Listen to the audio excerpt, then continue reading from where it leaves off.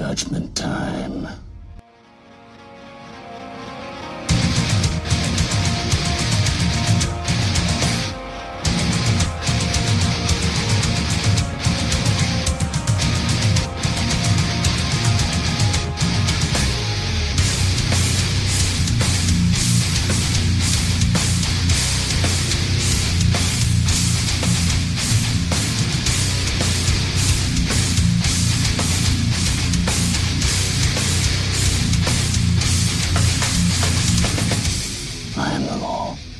Welcome to Everything Comes Back to 2000AD, and today I'm joined by Mr. Stephen Ross. Mr. Rossy, what you want? On a tree of ice cream cones, a cocoa castle for a home, custard cakes, coffee breaks, holiday, we're on the same. Hello from sometimes sunny Southern California. And Mr. John Burtis.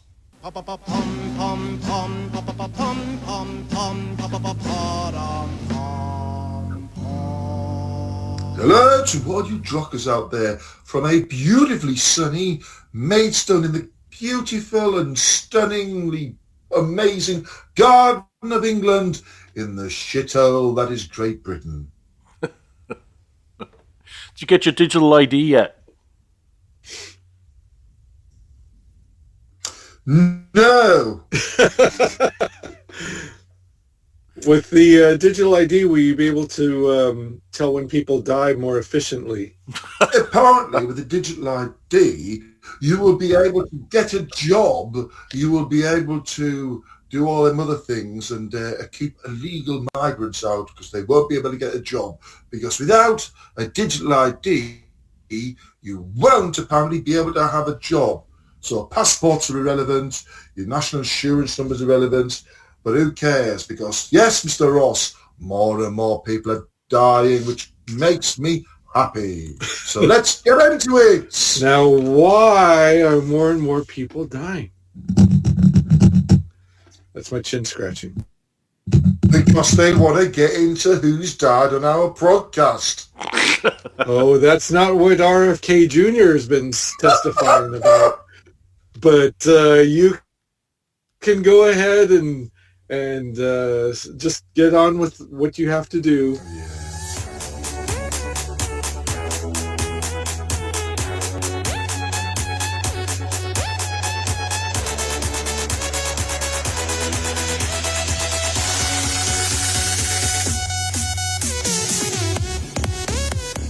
Right, we've got a few deaths this week. We've got one straight off the book for Mr. Pete up there in Scotland. Mr. Pete, who's a big fan of Only Fools and Horses, will love this one because it means there's one less member of the cast alive. It's Patrick Murray, and he was a British actor, age 68. Oh, God, it's getting closer to us. And he was best known for playing Mickey Pearce in Only Fools and Horses. He was also in Quadrophenia, alongside Sting, Toyah, Wilcox and people like that. He starred in The Firm with Gary Oldman, but mainly for us lot, it'll be Only Fools and Horses. But he has starred in Scum, which I recognise his face from, as I said, Quadrophenia, Breaking Glass, the 1983 version of The Curse of the Pink Panther, and then a lot of TV stuff, Dempsey and Makepeace, Lovejoy the Bill, Bergerac. He was in 20 episodes, actually, of Only Fools and Horses. So, yeah, he did a sort of a small amount of stuff, but he obviously became well-known through the sitcom. And so he has passed on. You wouldn't have seen him. Next one is Jane Goodall, age 91, a primatologist and anthropologist. So what does that mean, Mr. Ross? She was involved in a lot of monkey business. Shape with an ape named Ape. Yes. Yeah. Business.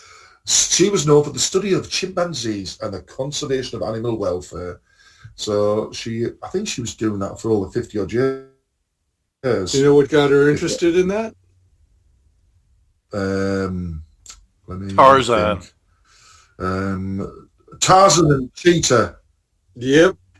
And That was she a joke, that was. no, for reals. It's in almost all of her biographies. Yeah. And then yeah, and she's I don't know how recently she did it, but up to how recently she did it, but they have little boroughs conventions and gatherings, and so she'll go talk at those as well. She's still Right. still close to them. Well, on this Wikipedia page, which is always the font of the real truth, it says here, when she was a child, Goodall's father gave her a stuffed toy chimpanzee named Jubilee as an alternative to a teddy bear. This meant that Jane didn't care about Tarzan or chimpanzee, as it was said by Mr. Ross on the 6th of October 2025.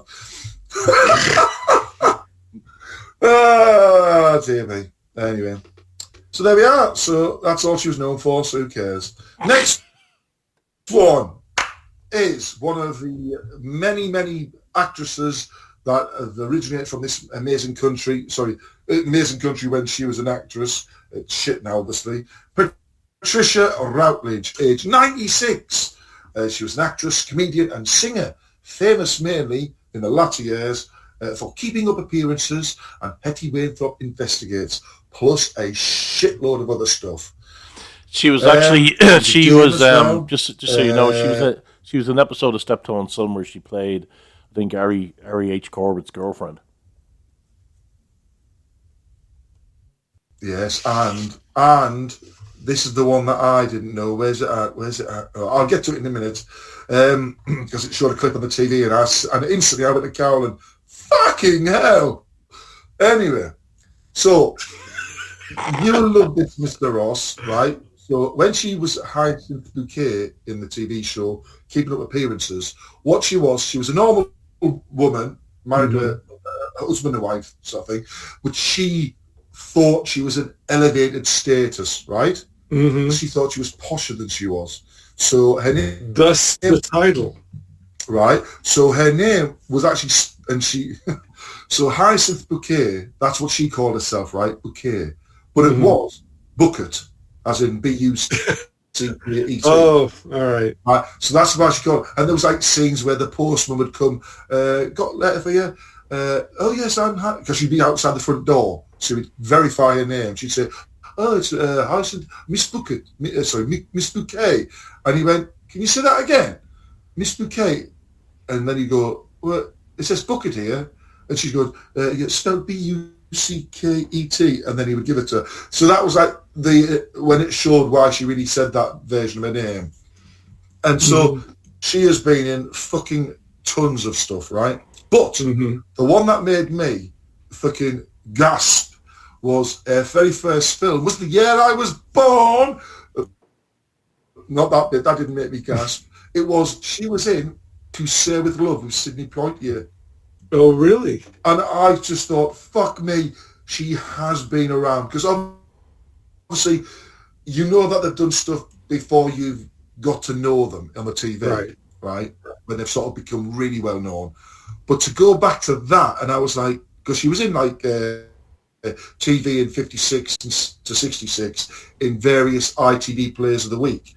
But then she was like fully in TV in 1961, did Coronation Street, Armchair Theatre, Z-Cars, so all that sort of stuff. But when it showed me that, To Say With Love, I'm like, fucking hell.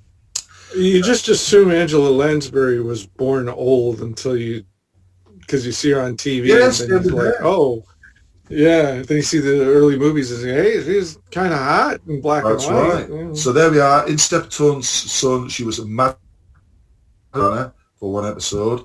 She was also in David Copperfield. She was Nicholas Nickleby. These are all the staples of the 70s. Crown Court.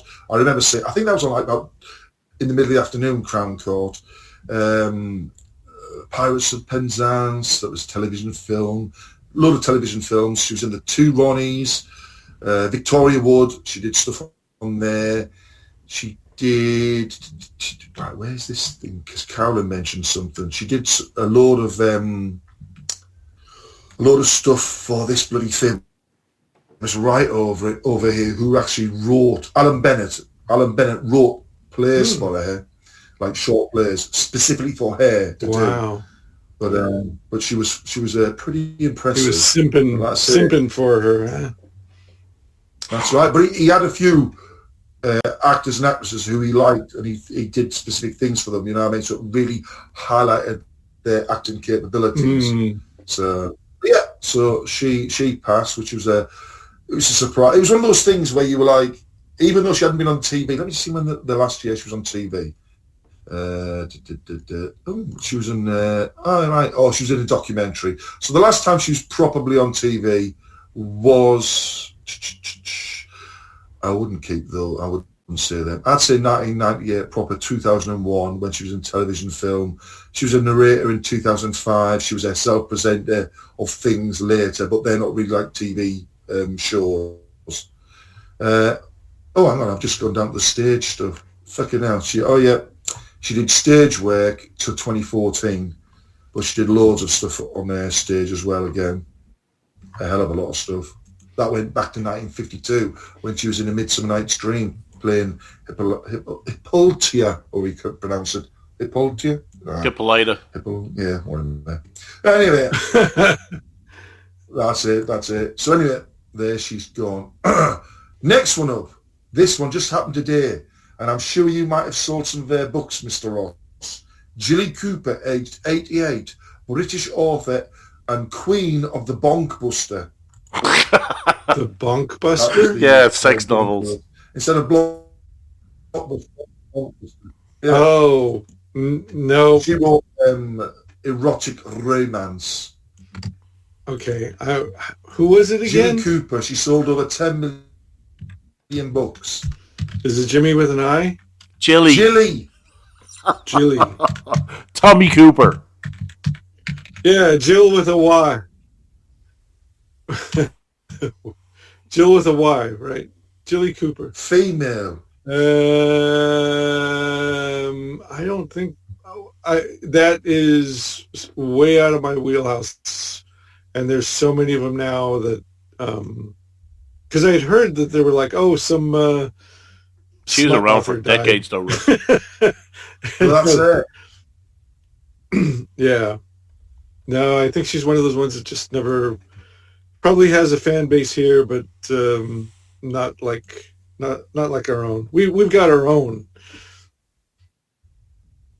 And apparently, in 1993, in October 1993, Private Eye had pointed out similarities between one of her books and sections of Emily and Bella were plagiarized from The Dud Avocado from 1958. And she said, 7 years after they said it was done, she said it was not deliberate, but she's plagiarizing stuff. So let's cancel her. Good job she's dead. Yeah. And the final one, I'm going to say that Flint might know the name. In fact, both of you might know this name. I don't know the name, but I've loved his work, right? Mm-hmm. I've not seen anything on the internet about this passing, right? But let me just get the Wikipedia page up so I can get a load of shit. It is Renato Casero, aged 89. Oh, yeah. Italian film poster artist. And I've written down the Flash Gordon works, including Quadrophenia, Flash Gordon, yep, Conan the Barbarian, yep, Octopussy, Never Say Never Again, Rambo First Blood Part 2, international version, and Red Sonja. Evil Dead 2 as well. And is a list of posters, and I'm just, Magnificent 7, the Italian version, King Kong re-released Italy, so a lot of this stuff was that for a few dollars more. The German version, Good, Bad and the Ugly, Fistful of Dollars, They Call Me Trinity, Solaris, the initial Rambo, Octopussy, Amadeus, June 1984, Red Sonja, The Name of the Rose, The Last Emperor, Total Recall, Dances with Wolves, the Italian Germany one, Misery, the Germany one, Once Upon a Time in Hollywood. He did the fake posters for DiCaprio's character. Hmm. Oh, those are good. Yeah. So even though I thought you two might know the name if I did it out loud. It's one of those names that we've and I've mentioned a couple of people over the years we've been doing the old deaths. We don't know some of us might not know the name, but we don't have to know the works they've done. You know, whether it be a special effects person or something like that, or a miniature type person, you know what I mean? Oh, we know all the midgets in Hollywood, so. Well, obviously. So the thing is, full disclosure, I did not recognize the name until in the Sword and Sorcery groups on Facebook and the Flash Gordon groups on Facebook, and those places they were saying like, "Hey, he died. Look at what he did," and it was like, "Oh, that guy! Wow!" So it says here, Casero in 2019, Casero was called by Quentin Tarantino to realise some old school illustrated Western posters, and he says, "I shall." One of them is called Ukidimi Subito Ringo. Then it's Kill Me Now Ringo. That's AKL. Nebraska Jim. So it's all these things, yeah. So, yeah. What was the Italian one again? yeah, those are great. I mean, those are Italian. Well, there's two actually. There's Ukidimi Subito Ringo and Disse El Gringo, a.k.a. Kill Me Now Ringo, and Said the Gringo, and Nebraska Jim. And it says here, he died from bronchopneumonia, and it says, upon his death, many acknowledgements were made towards his career as a highly influential poster designer, including from Arnold Schwarzenegger. No artist from 2000 AD mentioned him once.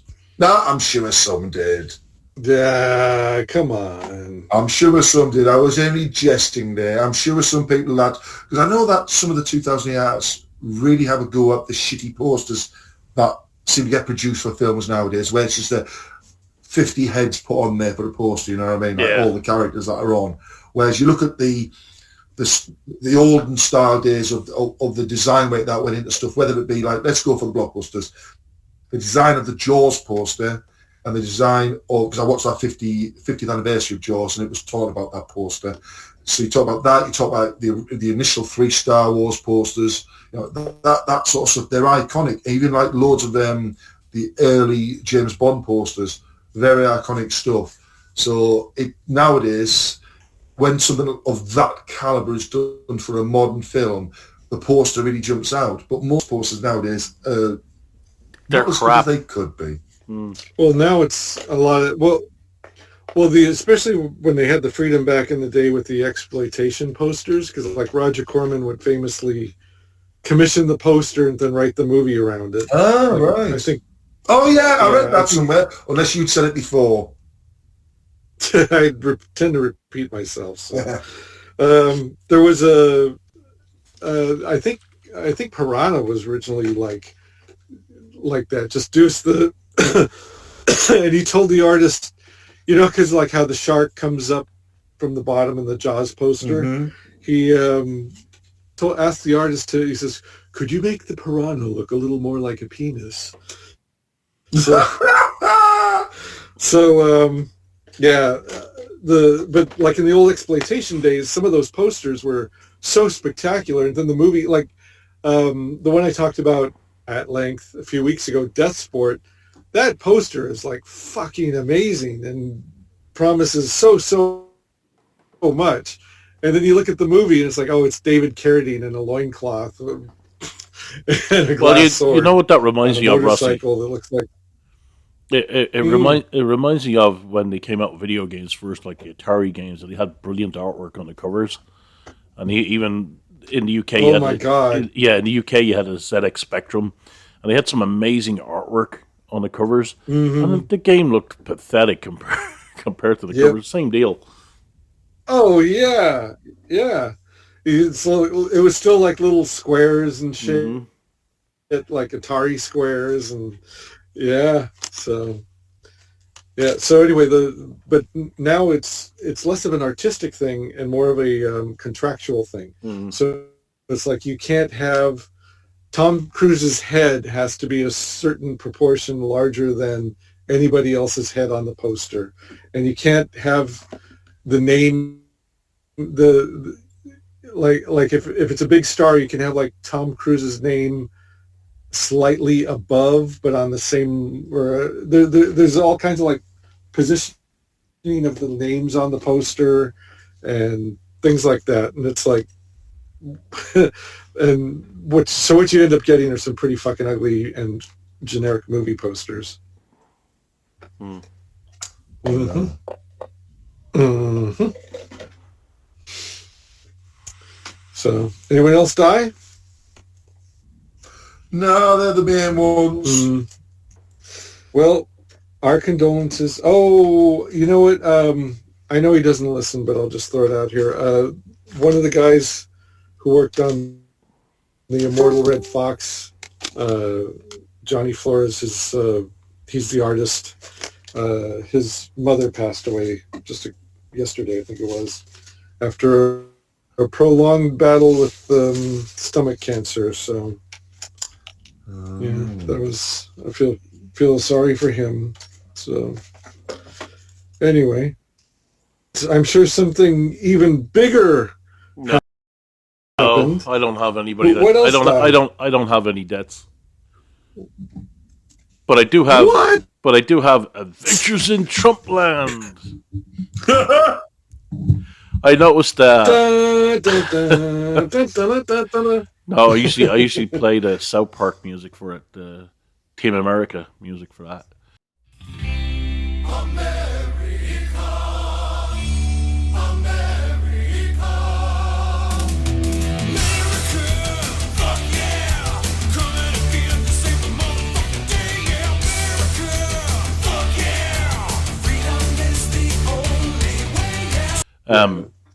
I did notice that a comic book artist in the UK had posted something up, an article by John Oliver about Trump meeting the generals all together in the one building, and it was the most vitriolic article I've read.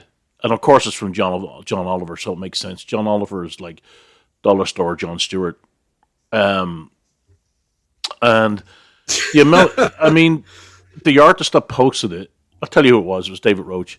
I guarantee you he never watched it. He never watched Trump go on the stage. He never watched Trump say the joke where they all laughed at. He never saw them all cheering Trump on and off the stage. I'm sure he never watched it. But the way John Oliver put things is like, oh, it's a dictatorship. And then he said that, if the generals didn't like it, they can leave, but they lose their jobs. And Trump was obviously joking when you watch it. It's all taken out of context and twisted. And the amount of people that jumped in, oh, Trump's this, right, Trump that, without actually seeing it is unbelievable. I mean, the TDS is really real. It really is a mental disease. Now, he was at the Navy. There was a Navy celebration the other day. It was 250 years of the Navy. And they had other speakers on there too. It was a big event, the biggest gathering of the Navy in history. I can't remember where it was held. Of the Juggaloos?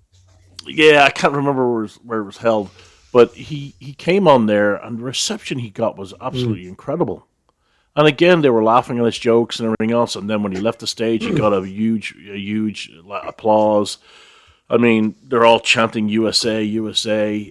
I mean, it's just I don't think people in the UK, especially these left-leaning, and they were doing the Heil Hitler while they were doing it. I don't think they realize that. How popular Trump is. I don't think they realize how much he is loved by more than half the country. I mean, it's unbelievable. I mean, it's like well, it's like the squeaky wheel gets all the oil, and that's what I see when I see people complaining or saying, oh, it's the Gestapo and the ICE are the brown shirts. Nothing gives me better joy than seeing ICE spray pepper spray into people's faces that are protesting. That's like I could watch videos of that all day because they're doing their job, and these other people are trying to stop them. But I mean, it's the amount of TDS I see is unbelievable, and it's from people that don't watch anything. They don't watch any of his speeches. They don't watch any of his events. It's just hearsay, and this is what I've been told to say, or this is what my peers say, so I must go along with it. It's unbelievable. It's incredible. The brainwashing Before is paid to say. the brainwashing is immense. It's incredible. So that was it. Did you wear your sombrero this week, Rossy? I'll go on the back of. Why would it be any different from any other week? So you sent. I think it was you posted a video of. It was like, oh my God, look at what these ICE agents are doing. Why are they assaulting this woman? And it's like, the video takes like 2 minutes and 40 seconds to get up to the assault part. So this is what I saw. Why? Because a woman parked her SUV directly in front of the driveway at the ICE center and was asking questions. I think she was either asking questions or directions while her friend recorded it. So the ICE agents come out and they look at the car and they read off the license plate number into their radios. And you can't really hear what they're saying, but the woman behind the phone is like yelling, mockingly. She just wants to ask a question. She's just asking for directions. Or full disclosure, because they will get on your case if you get one thing wrong in the retelling. I'm not sure if she was asking for directions, but she was asking a question. And the ICE agent was just like not having it. And it looked like they were saying, get back in the car.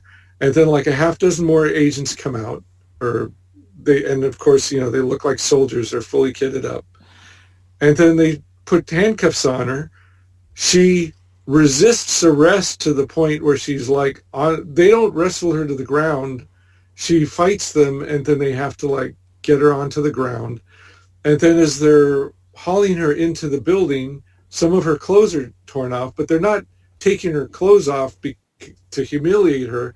She's fighting and struggling so hard that they can't lift her and move her in there. Otherwise, they'd be like, yeah, well, just go. There was option A is, yeah, well, just go. Or option B is, you keep doing what you're doing, but in order to carry you in, because you were parked in front of a government and didn't move when asked to move. Like and you didn't move when asked to move. I mean, were they intimidating? Yes. Did they touch her at any moment before? No. And then this whole business of like, I just want to ask a question. You know what? You don't have to park your car right in front of a law enforcement institution's driveway to ask whatever question it is you think you need to ask. So and this whole plain stupid, like, I don't know why she... Yeah. I guarantee you when they do a background check on the where plain they'll find... stupid, it's like, you're a fucking... Yeah. Go ahead. She probably has a parking ticket or something that they could pin it on. No, I guarantee you she's been she's a career ticket. Protester. Yeah, well, I mean, it doesn't matter. I mean, if that part doesn't matter, because that makes it sound even worse to the ears of the people who are looking at that video going like, oh, that poor girl. But the whole plain stupid, like, you don't know why. I mean, I picked out 3 things in there that were like reasons to be arrested, or at least reasons to be detained. Parking in front of the driveway there, not complying with the officer, and then resisting arrest. Yep. I don't know law, but I've seen enough cop shows to know that that's not shit you do. And that this whole thing was a staged protest thing. And according to that crazy Karlin Borisenko woman, Antifa and the protesters love to play the victim. And this video did exactly what they wanted it to do, wanted to accomplish just what it wanted to do. Nobody saw or bothered to process the 3 steps she took to get herself arrested. And like, when you get to that point when they're hauling you in and you're still struggling, I mean, there's no, you're way past the point where you're bringing it on yourself. So it's so tiresome that they're doing this shit, and then playing the victim. And maybe out of context, you could feel sorry for him, but again, no. Well, I mean, I saw the George Floyd video when the nice George Floyd who pointed a gun at a pregnant woman's stomach and took a lot of drugs. St. George of fentanyl. He's nice. Fuck him. So you mean the guy that you're supposed to say all the words? Well, it's a shame that a man was murdered, and we have a problem with racism in the police and law enforcement. You're supposed to say all the words before you even make your point, which could even just be a benign point about the state of things. But you have to basically go through the pledge before you can even make that point. Yes, that guy. Whereas on the other side, you're supposed to be able to tell some guy, yeah, go ahead and rot in hell and eat a bag of dicks and all the other things. The guy gets shot in the neck, and he's like, and he wasn't even resisting arrest. But I saw the whole body cam thing for the George Floyd thing, and it's long, so it's not a 2-minute soundbite that everybody saw on Facebook that caused all the riots. The police approach him respectfully. He's ready to drive away. He climbs into this little dinky pickup. Well, first of all, he's a huge guy, and like you said, on top of the pregnant woman thing, where he put a gun to her stomach, so he's looking for drugs. I think that was one of his convicted felonies. Do you know any other convicted felons? But we can't talk about the crimes and misdemeanors of St. Floyd. But so he gets into this itty bitty pickup truck that looks comically small on him. They have to coax him out of it, and he's not really resisting arrest, but he's not complying. They respectfully go to other people who are watching on the street and ask for ID. They ask them to step, next to the building. Can I see what's in your bag? They show them. It's fine. They literally say please and thank you. It's fine. So then they have to get him into the police SUV. And so he goes in, and that's when he starts screaming, "I can't breathe," is when he's in this very roomy SUV, very roomy, much roomier than his pickup truck SUV, because he sounds like a kid. This is like the equivalent of "my dog ate my homework. Don't take me to jail for the 9th, 10th time," whatever it would be, because he had a pretty long rap sheet. And we're not supposed to talk about, convicted felon, that guy. So all this plain stupid stuff that's the thing that's the politics is yeah, sure, whatever, but the picking and choosing and plain stupid with the facts is really annoying to me. And the fact that you can do one on one side and not on the other, that it's hey, you may not like it, and I don't disagree with everything everybody says, but if you're going to play the free speech card, it's got to be for everybody. So, and that's my unpopular opinion. There you have it. Yeah. Send all complaints to Stephen Ross at... No, that's not even what they do. It'll be calling my place of work. Because that's how they operate. So, what do you got for Kickstarter Corner, Rossy?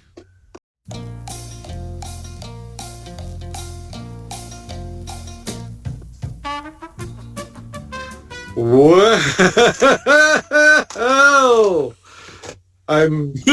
I'm touching the ground right now. Touching rug, as the kids say these days. Touching cloth. I'm touching rug, carpet. I don't know if you get that. Not touching grass, I'm touching carpet. No, I said touching cloth. Oh, that I get. Because I'm a regular Viz comic reader, you see. I know I have two or three editions of the Profanosaurus. I know exactly. I know what a 3-pound Richard is. I know what laden cable is. I know what taking Captain Picard to warp speed is. I know all these English terms because you are the mother tongue. But having said, so to go from that to that. So, yes, I'm touching the floor right now because apparently it's kind of cool. Hell has frozen over. I've got my Dirty Pair Blu-ray set from Kickstarter. It was, now I, unlike anybody else, except for one other person, and it's between him and me, I paid money for this years ago and did not receive my thing. This was also in the same era as the Carolyn Monroe book, but I'm the only one who put out my money for that. So, only I can complain to myself. Having said all of those things, so 2 or 3 days now. It was so long ago, and I haven't bothered to double check recently what it was I was supposed to get. I just was happy to see the Blu-rays of the complete series. I watched the first 5 episodes. The clarity is so amazing, and the sound is about as good as it's going to be for the Japanese one. Part of the reason for the delay was that there's an English dub, which it's fine, but the American actresses are nowhere on the same level as the original Japanese actresses for this. So I prefer to watch it in Japanese. But they kept every promise as far as like clarity, sound, quality of just the show. Now, someone posted on Facebook a picture of the thing, and they said, "Hey, look, I got it." And the comments were flooded in going like, well, the company that bought Crunchyroll, which bought out the original company, have a real problem with quality control, so you might want to watch those sooner than later. And some of the questions were like, yeah, well, where are all the stretch goals that we were supposed to get? This thing got like some insane amount of money because it's such a beloved series by old farts like me.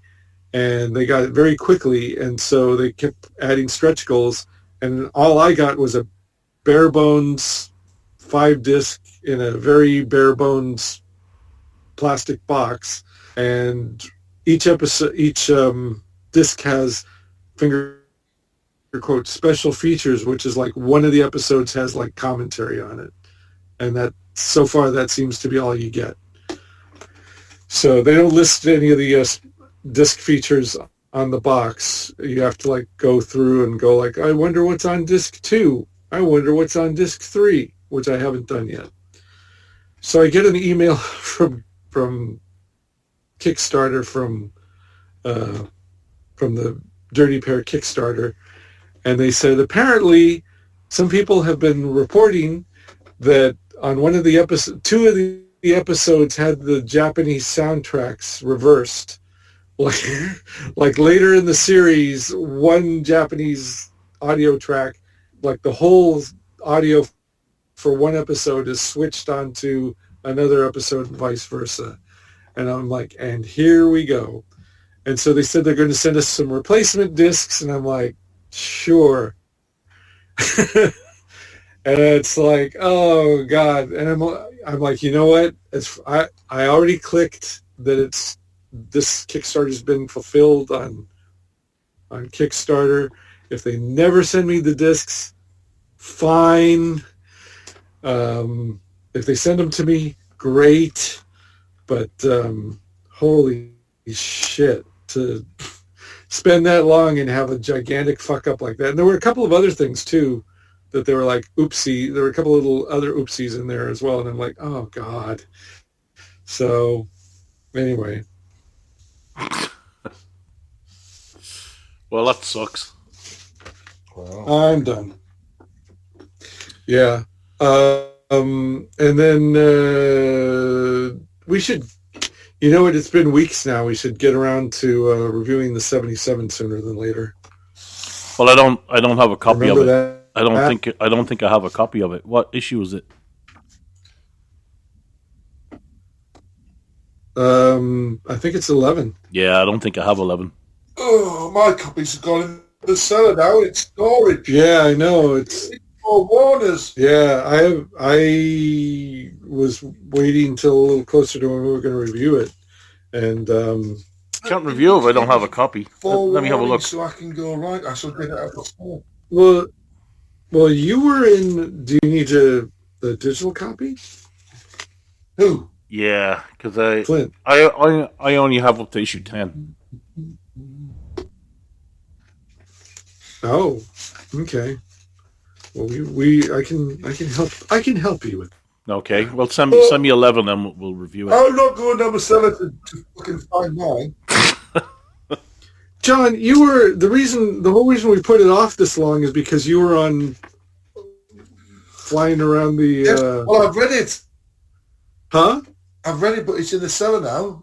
If you said like next week we'll do it, I can get out of the cellar and reread it. I'm not going to reread it now live, am I? No, of course not. No, I'm saying like we should do it sooner than later, within the next. No, you need to 2 read. weeks. You need to tell us when. Within the next few weeks. That's not good enough. I'm not getting things up to sit on the table here next week. I have to be here for the thing itself. No, I'm putting it out there now. So the next, don't know. I want to see it. You tell me. Oh, you tell me. You tell me. Oh, you tell me. You tell me. No. You tell me. You tell me. Anyway, is that one of your Chinese friends? You tell me. Oh, Kickstarter corner. Thugs got finished, and we got funded, and we got a little bit extra too. So the proof copies, I sent the files out for the proof copies, and they should be getting them this week or early next week, so we can move on from that. But everything looks good. Ooh. 74 pages looks really good, and I'll be meeting with Al probably when we get the proof copies to go over them and make sure everything's okay. So there's Thugs, and I do have a package coming. I think it's a John M. Burns Satari, I think it's called, the Kickstarter with his artwork. Oh, hey. I should have that coming this week, so I'll let you guys know. I'll take pictures of it and stick it up on the internet. Probably do it on the ECBT Facebook page as well to show people. But I'm looking forward to that one. And still one outstanding Kickstarter, and it's Edward Rizzo's sketchbook. I got the PDF version that they gave, but I'm also waiting on the hardcover, so that should be coming probably at the end of this month. So that's it for Kickstarter Corner. What movies or TV shows did you watch? Nice.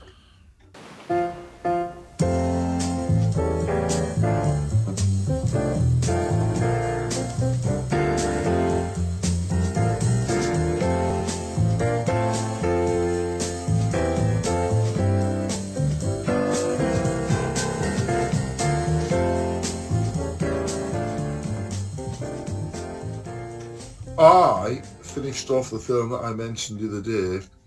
I finished off Dracula, a love story. 2 hours, 9 minutes long, 2025, 15 rated, and a 6.1 on IMDb. Starring Caleb Landry Jones, Christopher Waltz, and Zoe Blair, and more. Basically, it was the whole Dracula story to his death that we see many, many, many times, but lavishly portrayed on screen. When I was watching the first sort of 20 minutes, I was like, fuck me. Every scene seems to be chosen for its beauty, whether it be the horses running through the snow with the forest in the backdrop and the blue sky above, or in a ballroom type thing, or a battle scene, or whatever like that. The colours were vivid and all that. And basically, Dracula is basically fighting the enemy, and he sends his wife off to escape because they're an enemy at the gate, sort of thing. But she gets chased down by a couple of the enemy. He hears about this, then gets onto his horse, which has like Mach 10, because he catches up instantly, sort of thing. But there's on this open expanse of snow, there's a load of man traps or bear traps. Her horse gets caught in one. She goes down. Then she's walking backwards as three of these enemy are coming towards her. She stands on one and she's trapped. Anyway, so then Dracula turns up. His horse gets walloped. He goes flying, beats up two of the baddies, gets his sword and flings it through the air. Goes right through the baddie who's right in front of his wife, and it goes into her stomach and kills her. So he's basically killed himself. Goes back to the fucking castle, has a right go at the fucking the church, fucking kills the fucking vicar bod, and then we go to the future and what's happening in. Well, as he travels through, there's one scene that shows the passage of time where there's a ballroom dance and they change outfits. It constantly changes, so it goes back and forth through about 5 or 6 different years. So you've got the Elizabethan, was it Elizabethan first? Victorian, there was something from France. So I was looking intently at the dancers to see if there must have been the exact same group of dancers did this one big dance routine, but we kept seeing it with different outfits on different settings. So it showed the trap. So that was quite nice. Yeah. But then we see Jonathan, the bit where Dracula turns, all that sort of stuff. The only difference is the very ending, which was when they go back to Castle Dracula and the troops are at the door sort of thing, bashing away, and there's gargoyles. I can't remember which ones they are. Gargoyles, there's another type in the one lets the water go through and the other ones are just statues. Anyway, the gargoyles come to life, which is completely different to the Dracula novel, and attack the guards and all that. It's quite good. Dracula comes out. He does all the fucking swordsman's play, which is nicely shot. Now, this all where Christopher Waltz just faces away, looking towards the camera angle while the action's going on behind him. And I'm thinking, what the fuck are you doing? Why the fuck aren't you fucking getting some cross shit out or some holy water and all that? And then in the end, fucking Dracula basically gets him by his sword to the neck and he goes, "You've been chasing me," sort of thing. And Christopher Waltz comes out with a spiel saying, like, basically, well, you found your love of your life, but you don't want to be going on like this. You want to let her be free if you loved her so much. And that bit sort of like ruined it, sort of thinks he's trying to talk him out of doing things, but he just killed like 50 odd people. And then I won't ruin the ending. Something happens, and that's the end of the film. But visually, it was beautiful. You know what I mean? I thought that the character who played Dracula didn't have the sexiness of any previous people who played Dracula.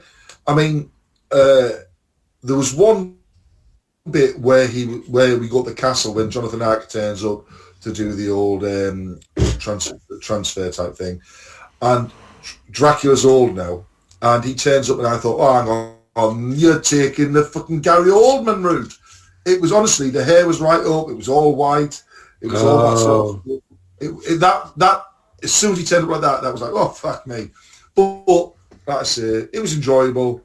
I've watched the action sequences a couple of times because they were quite nice. But yeah, it was just a new take on the old story. There was hardly anything different, you know what I mean? So you basically were watching the story unfold that you've watched in fucking countless films beforehand.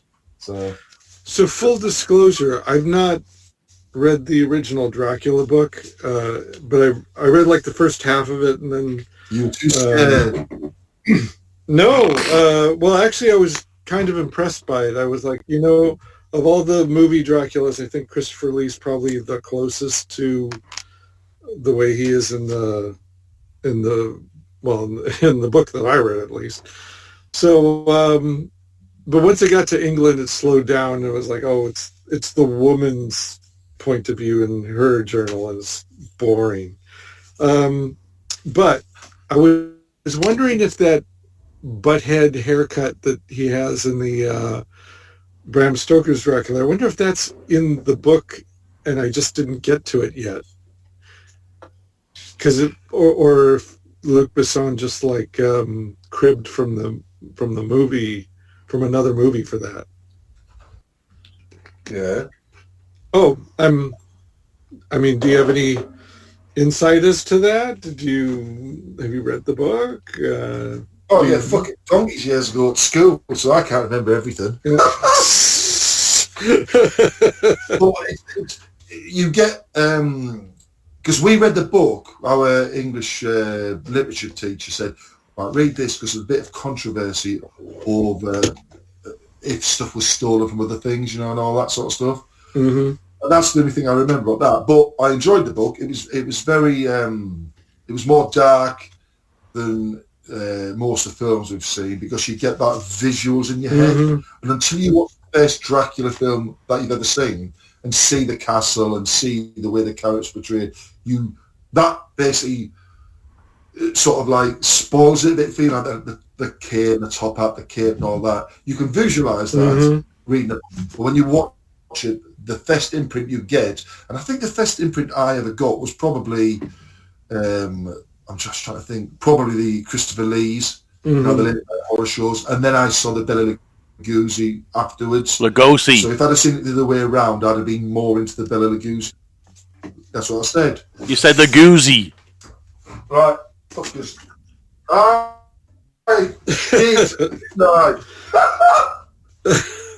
I just want to hear him pronounce more foreign words incorrectly. He's had enough. He's off. So, yeah. Lugosi. Now he's going to go yell at... He's going to go yell at clouds right now. It was Bela Lugosi. It was his wife that called him Lugosi. Lugosi. But yeah, but my favourite one of recent times has to be fucking the one that I watched a couple of years ago. What's his name? It was Renfield. The film was called Renfield. Nicolas Cage. The one with Nick Cage? Yeah. Because I just thought it was fucking... That, to me, is how I wanted vampires to be. Him to be a bit fucking crazy. Yeah. And be violent. Because I think the problem with the Crystal Lee is even though this one I've just watched was called A Dracula Love Story, everyone always says, if you look at the way Christopher Lee portrayed it, it was sort of a love thing with the women that he took. You know what I mean? And he was tall. I think he was like 6'6" or something. Tall, sexy, dark, brooding, that sort of stuff. Whereas other ones you see in the last sort of 20 years have just been sort of like a generic sort of tale. Whereas with the Renfield one, it was more of the Renfield character. Yeah, you got to see fucking Nicolas Cage go bonkers in a good way for a change, not a shit portrayal, but a good way. Yeah, Cage was great in that movie. It was just fucking happened. Yeah, and I think there's rumours that there might be a sequel, but I don't know. But we haven't really had that many sort of like proper Dracula films. It's all just been vampire stuff in it ever since that fucking shit series of films, the fucking Twilight Vampires and Werewolves. I can't remember what it was called. Well, me and Carolyn watched the first one. It was on the telly, and we just sat there laughing our heads off, going, "Is this supposed to be serious?" It's the way they were acting, and and because there's some big actors in it, or well known, I should say. But yeah, so watch that. I'm up to date on Gen V, the what you call it, the school version of The Boys. In fact, I'm in the latter stages of that. I watched episode 5, and there's 8, I think. And it's all going to culminate in some sort of battle again. But I'm quite enjoying that. Tulsa King, watched the 3rd episode this morning when I got up. Enjoying that. I think there's just not enough episodes now, even though there's too much to watch, as in general. I think we're on 70% of the machine is full under the telly at the moment. But it's fucking bonkers, isn't it? Did you watch Peacemaker? And I've got all this shit to watch on here, and I'm like, I did. Oh my god! Yeah, they're in the land. It's the other dimension, which is run by Mr. Ross. So it's all Nazis and stuff. I think it's the Illinois Nazis. Well, I hate Illinois Nazis. That's it. And and there's the scene where they're all in the room. So his dad from the other dimension is there. His brother who died in his dimension is there as a grown up, and his brother is a full-on Nazi. His dad is not happy with his dad is not happy with Peacemaker in his dimension because he said, "Look, my two sons, you're fucking too far. Look, we just want the right thing to happen. You don't do that shit." You know what I mean? But his sons obviously did, and so he is. So Peacemaker's in sort of like two minds. He's like, "This is the wrong world for me, but my fucking dad loves me here, and my brother's still alive." This sort of thing that's really torturing in these sort of minutes that this scene happens. And then, as his dad's telling him, "Look, my son deserved that. If he was attacking you and trying to kill you, you self-defense and it killed him, I can," basically said, "I can forgive that." And just as that's happening, and there's like a forgiveness scene going on, what's that other lad called? The other Vigilante. type lad? Vigilante. Vigilante. I'm laughing as I think about it. Vigilante comes from outside, bursts through the window, and jumps onto the back of his dad and starts fucking furiously stabbing him in the neck. Just fucking stab. And Peacemaker's going, "No!" And he's going, "Stab, stab, stab, stab, stab, stab, stab, stab, stab, stab." And it all falls apart. I mean, it was falling apart anyway, but it all falls apart there. But I don't want to say any other bits that happened, but it is fucking hilarious. You know, that shocked me too. That was one bit in the whole episode where,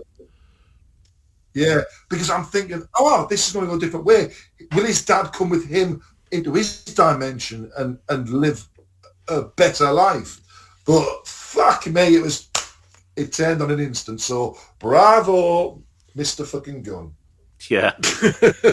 It was funny too. Next week's the last one this Friday, isn't it?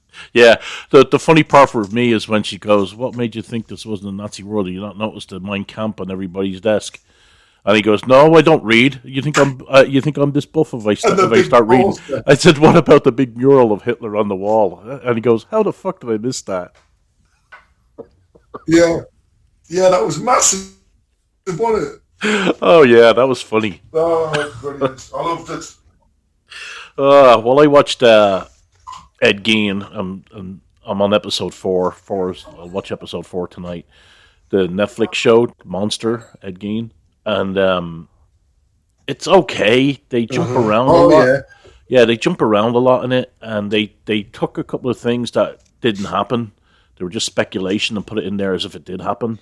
There's too much of make-uppy shit that he stuck in there that I'm like, because I read about Ed Gein, and I'm saying to Marty, that didn't happen. He never did that. He has a reputation of being a serial killer, but he only killed 2 people.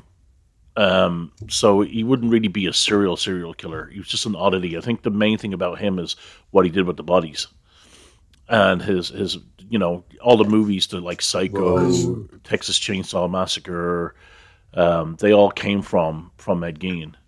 Silence of the Lambs. So there's lots of imagery like that in there, and they do make a connection between Ed Gein and those movies, especially Hitchcock. Tom Hollander plays Hitchcock in it, and they have a guy that plays Anthony Perkins as well. So it jumps from era to era, and then it goes back to Ed, and then it had Ed commit this 1 or 2 murders that he never did. They were speculation, but he was never tied to them because they happened in a different part of the city that he wasn't known to hang around. Yeah. So there's lots of stuff like that in there that I'm like, oh my God, they put that stuff in there and it's so not true. Like, it didn't happen. So they're just making up shit and throwing it in there. But Charlie Hunnam does a really good Ed Gein impression. When he was first cast, I'm like, oh no, they cast a pretty boy as Ed Gein. But he plays the part really well. So that's what I've been watching. What have you been up to, Rossy? I'm trying to remember what there was. So we've seen Tulsa King. To be honest with, I don't know what it is about this season. I've been mostly like dicking around on my phone for reasons I can't explain on this one. It's not that I don't like it. I like it well enough to. I'm doing the whole streaming thing where you dick around on your phone and you kind of like half listen to the show and look up when something interesting happens. But the movie I was going to recommend for John, if you haven't already seen it, maybe you already reviewed it and I just forgot. Did you know of the existence of, and have you seen Nobody 2, John? I have watched all the action sequences on YouTube. Okay. Because, there's a lot. Yes, I know. There are indeed a lot of action sequences. It's a lot of fun. It's a wild ride. And I remember liking the first one and being surprised that I like, he's not Jason Statham or Scott Adkins. He's an action guy. But man, like everybody behind the camera sure made him look like he's an action guy. What's the plot of it, Rossy? It was good. He goes on one last mission and then he's on holiday. Well, he goes on this mission and then he promises his wife they're going to go on a vacation. And so Arrow, the black guy from Arrow with the British accent. So he's speaking he Welsh. Him like, oh, you're never going to be able to, there's no getting out for you. And so he's like, no, I got to do this for my family. Because his wife is kind of like, if you don't make good on this, I'm out of here. What kind of British accent did the guy have? And was it Welsh or Scottish? They go on a big black. So it is a black British accent. So he's black Welsh then. Yeah, it was good. I was. Mm-hmm. It sounds like a cologne or a kind of whiskey or something like that. But yeah, it was good. I enjoyed it a lot. In fact, on the MCU scale, it was the best MCU movie I've seen this year, even though it's totally not.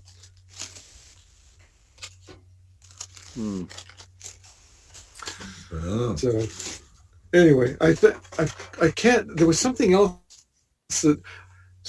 I will throw this in there. It was just kind of something I didn't watch recently, but I noticed.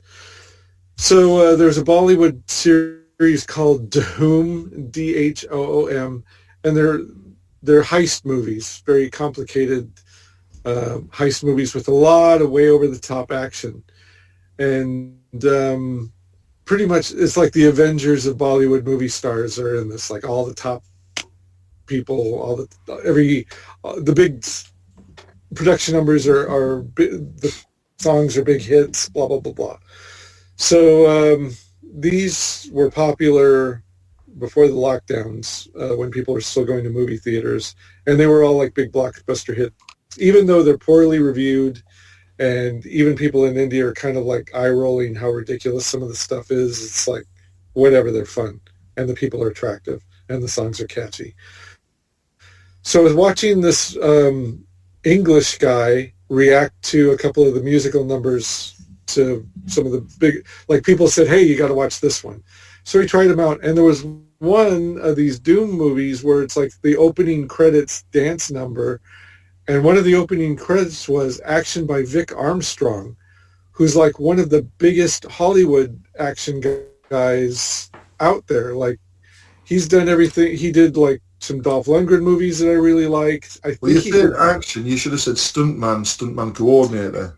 That's the one you mean, didn't you? Well, on the credits it said action by this guy. So maybe it was an ESL thing. I don't know, but yeah, you're right. He's primarily a stunt guy.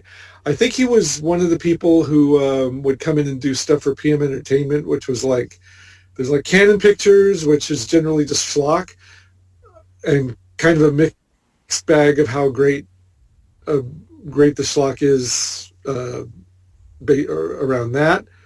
And then there's PM Entertainment, which is kind of the same sort of slack you would get out of Canon, except there was some of the main people behind it were stunt people.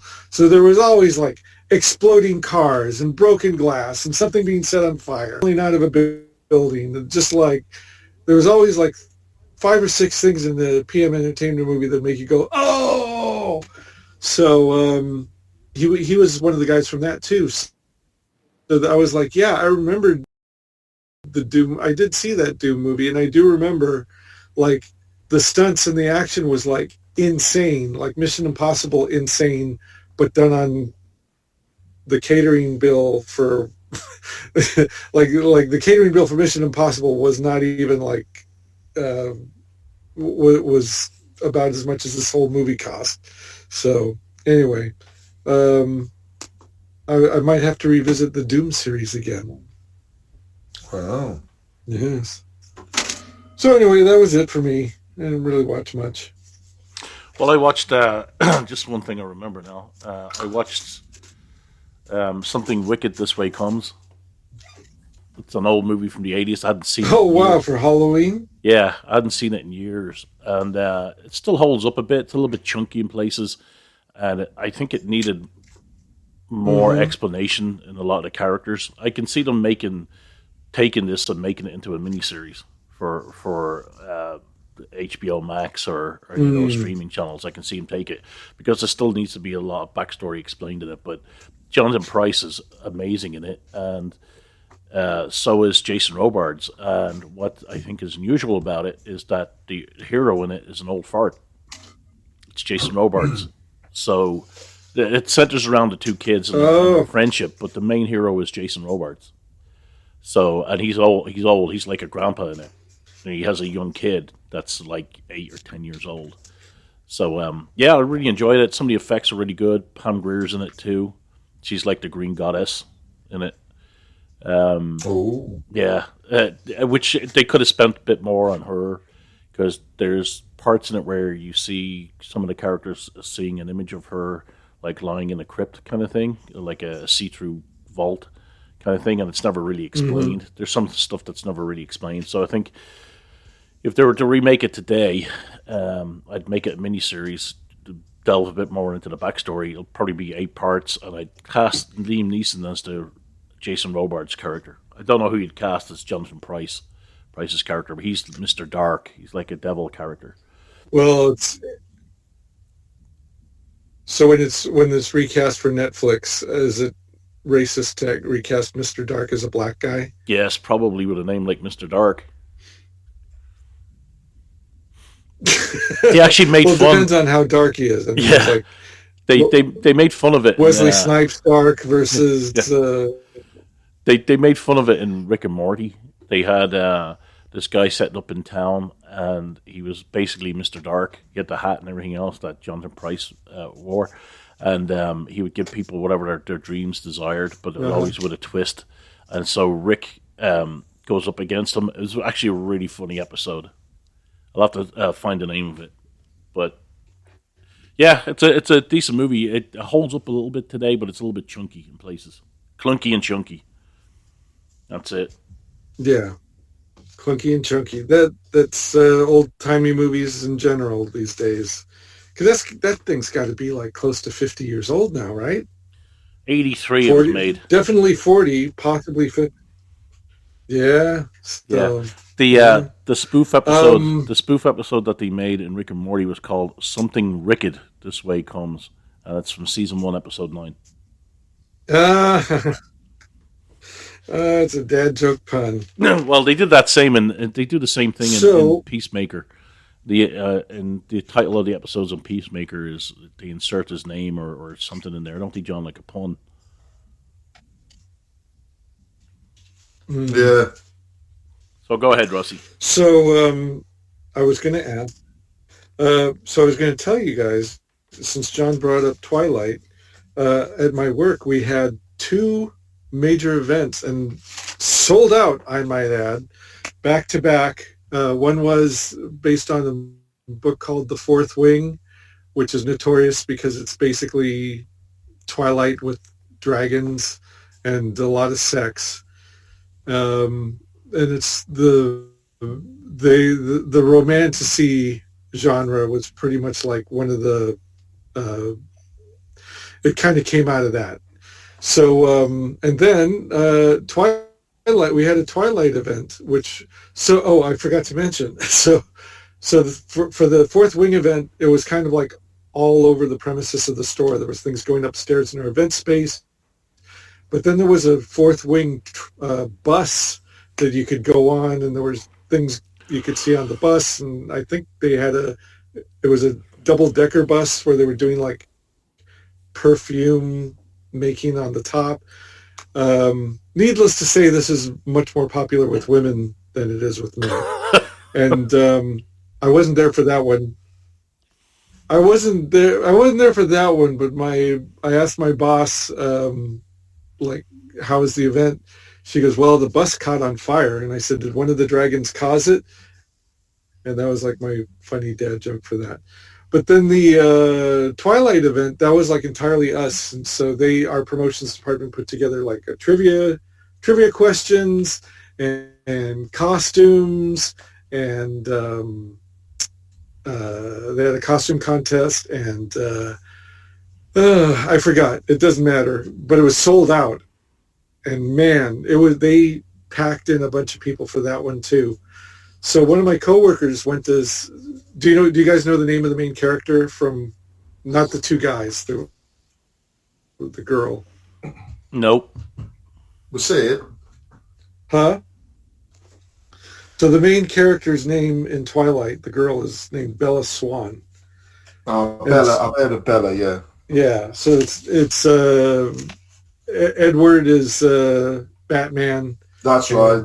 Greasy Batman hair. Yeah, and Jacob is the Native American kid. He's the werewolf, isn't he?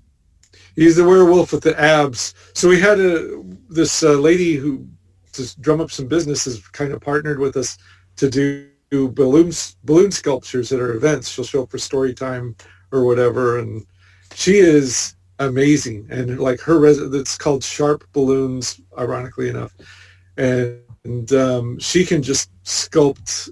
She sculpted a K-pop demon hunter for some kid, and it was like amazing.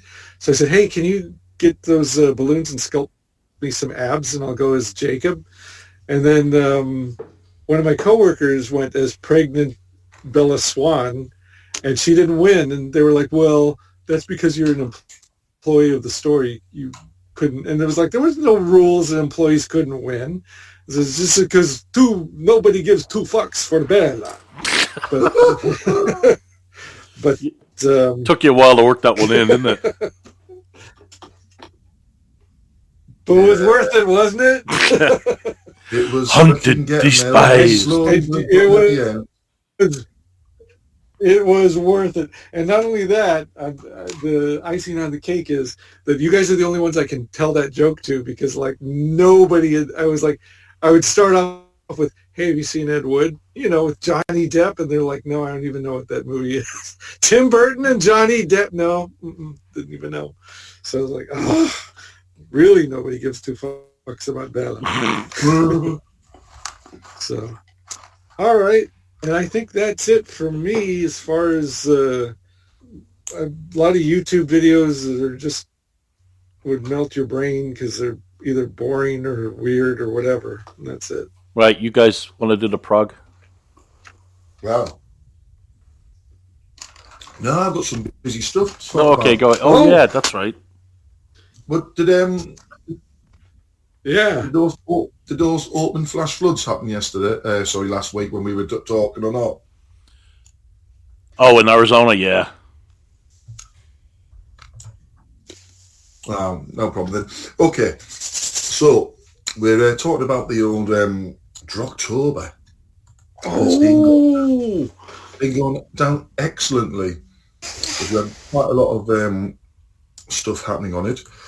I shall mention the first few days that we had. So the opening day was to remember Carlos on this day, draw a picture of Swanton Dog of your own design, but in his style. We had quite a lot of those, some nicely, quite rendered, well-rendered ones, like fully finished artwork stuff on a couple. Then we've had the draw Dredd, draw any character from the Slain strip, then draw Captain Skank, and then we had the scene that took you by surprise or you love in the any 2000 AD strip except Dredd. So it was like a lot of people are choosing like deaths of characters and stuff like in Strutting Dog, you've got the death of Wolf. You had a couple of people mentioning stuff from things like what's the name? Oh, I can't remember the bloody character now. Oh, it's freaking gone. I was just looking at it this morning. It might come back to me later on. But today is, because it's Monday, is draw Captain Klepp, and there's been some good ones on there. Variants on famous Superman images, so they're quite nice. But yeah, it's going down quite well with the groups. Obviously, I'm looking in the 1977 one, but there's a couple of other groups that I've sort of like popped in now and again once I've done the old hashtag to just go through what's on Facebook. So yeah, well done to everyone's taking part in it. It's always good to see. Let me think. So we've done that, and I've also got some interesting manly stuff I've been up to. Yes, manly stuff, people, not just work, but stuff. I had to do a bit of plumbing, right? The other day when we did the plumber round, we had Adam look. He did his work that he was doing, but they said, "Can you look at this tap in the sink?" I said, "I've changed washers." I said, "But the washer that's died on it, I cannot find a washer that fits this tap." Anyway, he went through all the washers in his kit, couldn't find one. He said, "You're going to have to have a new tap." And I'm thinking, well, this is the world we're supposed to be living in, where everything is like to make the environment better, not waste and stuff. For the sake of a washer, I've had to, because I did it myself, I've taken the tap off the kitchen and put a new tap in.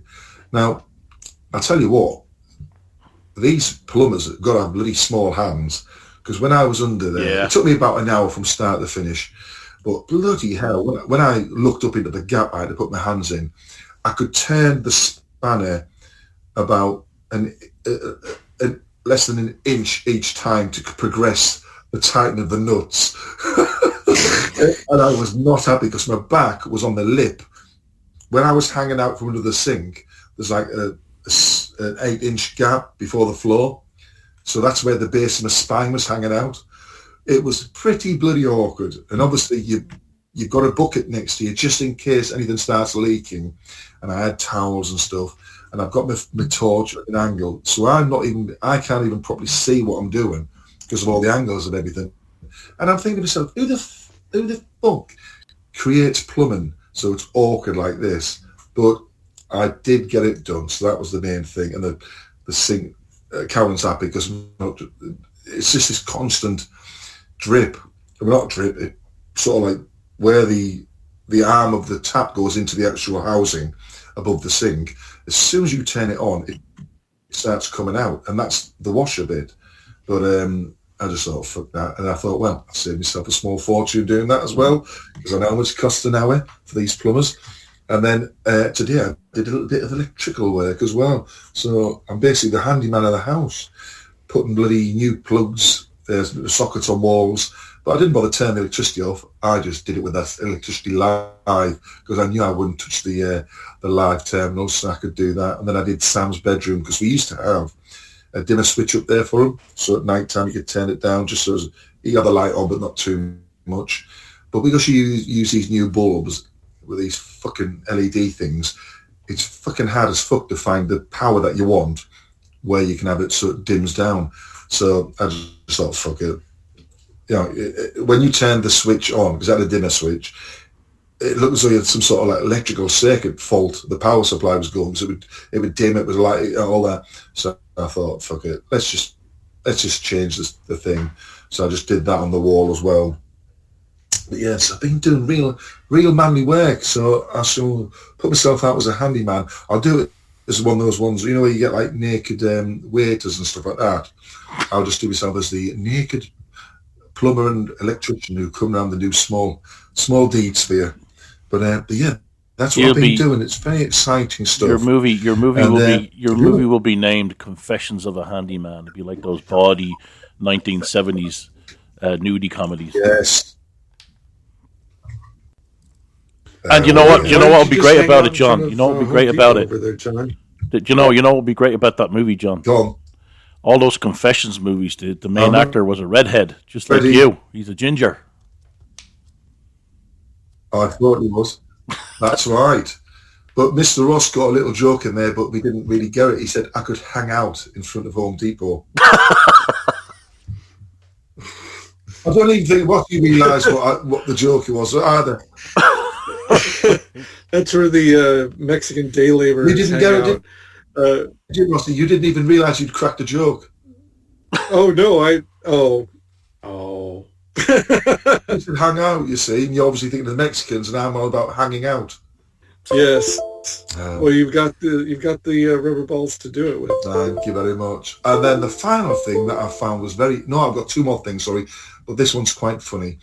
When you, in your feed, you get these articles pop up, such and such, have a look at this, and you're like, oh, I'll have a little look. And then you think, let's have a look at the comments, like a newspaper thing. So you get the Mirror, the Daily Mail, the Sun, the Guardian. It's weird because every time I've looked at the Guardian's page, they don't allow any comments. And even some stuff that's not even like, if it's a political thing, there'll always be arguments, sort of thing, right? But one of the stories was just like a non-story, just a thing that you wouldn't argue, you would just go, oh, that's nice. They even turned off a comment for that, and I'm like, you must be terrified of all the backlash you get. But that's the Guardian, you know what I mean? And then the final thing that I was looking at earlier today, the superb gentleman that is called Elon Musk. There's the crowd all cheering because he's so good. He quoted somebody else's tweet. What the fuck do they call it now? This is obviously it's still a tweet. Fuck it. Somebody tweeted, the media said Tesla would fail. Today, it's worth 1.4 trillion. The media said SpaceX would fail. Today, it dominates the space industry. And the media said X would fail. Today, it's the number one source for news. And you just think, oh, I thought that'd be blue sky. Oh, dear me. Yeah. All these people who hate him, it was torture notes doing nothing to him. He's just incredibly lucky. Yeah. I know, I don't know how he does it. He just falls on his ass, doesn't he? It's like, he didn't invent Tesla. Well, no, he didn't, but he's made all this money out of it, so who's the more intelligent? You know what I mean? Well, he's the person who has the visions. Yeah, because Steve Jobs couldn't create anything either. But he was the visionary. That's it. Okay. That's right. But you see, it's these people, I like to call them, as the great Sage Trump says, losers, where they just whinge about him all the time. I think, yeah, you didn't whinge about him before, but because he does one thing that you don't like, he bought X, and then you all laughed saying, oh, he's paid too much. Well, too much for him isn't really too much because he's fucking worth billions and billions and billions. So 500 even billion. if he paid $1 billion, it still wouldn't impact on him. You know what I mean? Yeah. They're just jealous of somebody that's doing a lot better than themselves, you know what I mean? And that always comes down to certain people, you know what I mean? I always, when I look at, and I've mentioned this before, over in Britain, we see somebody in a really nice car, a really expensive car, and sadly, if it's a woman, most people would go, she got that on her back. Whereas if you're an American, you watch the Americans and they saw a beautiful sports car go past worth $500,000, people would be going, I wonder how he had the money to do that. You know what I mean? I wonder if I could do that. I wonder if I could get a car like that if I did whatever. And that's the difference, you know what I mean? Over here, it's just absolute jealousy of everything. You know what I mean? I just think, just go through life and try and enjoy life as much as you can with what you earn. But if you're not prepared to put the hours in, I'm not prepared to work fucking 18 hours a day like some of these billionaires have done. They've had to do the shit. I'm sure some people were very lucky with how something happened, and it worked quite well, and then it took off. But most of these people, you read about them, you know what I mean? The person, Dyson, I read a big thing about what he did to start off with, and he was like, his wife was paying everything, and it was like, this is my last attempt. Obviously, they can always say it was the last attempt because it's the one that became the good thing. You know what I mean? He might have done another 3 attempts if it didn't work. But he was in the garden shed making the Dyson vacuum cleaner. And it was just like, it was like, never happened, and it never happened, and never happened. All of a sudden it happened, and wow, he's made all this money. So he had all that shit to begin with, and then he's made the money. The same with, what's her name? J.K. Rowling.